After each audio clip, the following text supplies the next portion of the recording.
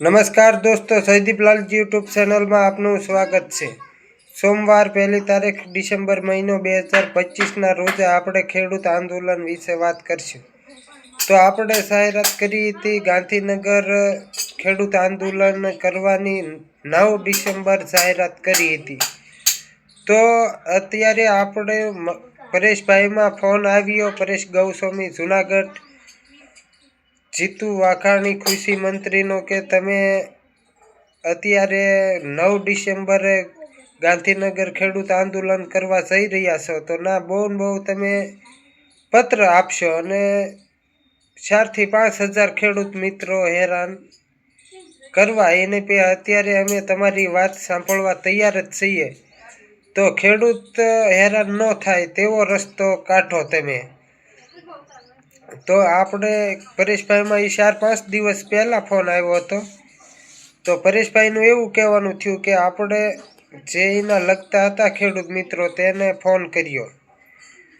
તો ફોન કરીને એવો નિર્ણય લેવામાં આવ્યો કે આપણે 9 ડિસેમ્બરે આંદોલન માટે જવાનું તો ચોક્કસ છે જ તે, પણ તમામ ગુજરાતના ખેડૂતોને નહીં, દરેક જિલ્લામાંથી 2-2 ખેડૂતને આપણે લઈ જઈશું।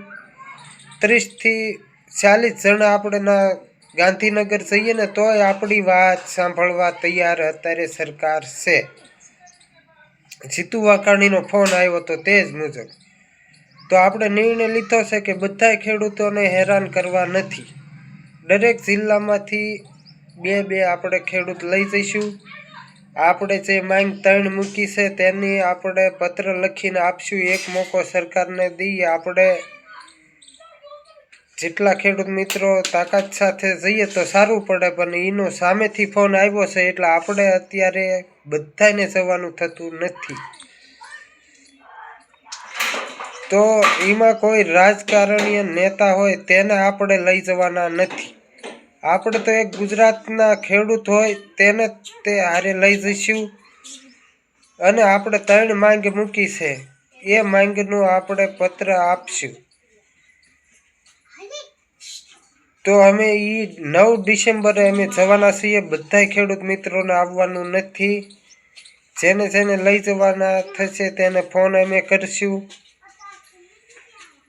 તો મારી જયદીપલાલજી યુટ્યુબ ચેનલને સબસ્ક્રાઈબ કરો જેથી કરીને ખેડૂત મિત્રોને મદદરૂપ થઈએ। મિત્રો સબસ્ક્રાઈબ કરવાનું ન ભૂલતા, જેટલા ખેડૂત મિત્રો તે। અને અત્યારે માવઠુંની કોઈ શક્યતા રહેલી નથી, જેટલા ખેડૂત મિત્રોને શિયાળુ પાક કરવો હોય તો 1-2 દિવસમાં કરી લેજો, નહીંતર મોડું થઈ જાય, પછી મોડું થઈ ગયું તેવું ગણાશે। અત્યારે જે 1-2 દિવસમાં આપણે શિયાળુ પાક વાવી લઈએ તો આપણે મોડું ન થયું એવું કહેવાય। અને આપણે એમાં લઈ જઈશું રાજકારણીય જે હોય નેતા, એને આપણે આંદોલનમાં જોડાવાના નથી।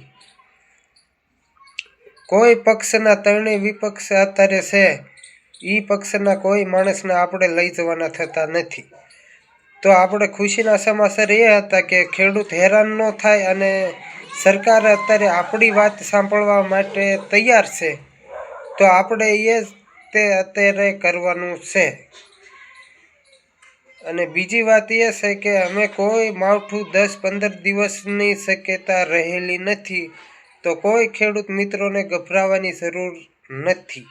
અને ઠંડીનો રાઉન્ડ પણ આવી રહ્યો છે, તો તેની નેક્સ્ટ વિડીયોમાં વાત કરશું આપણે।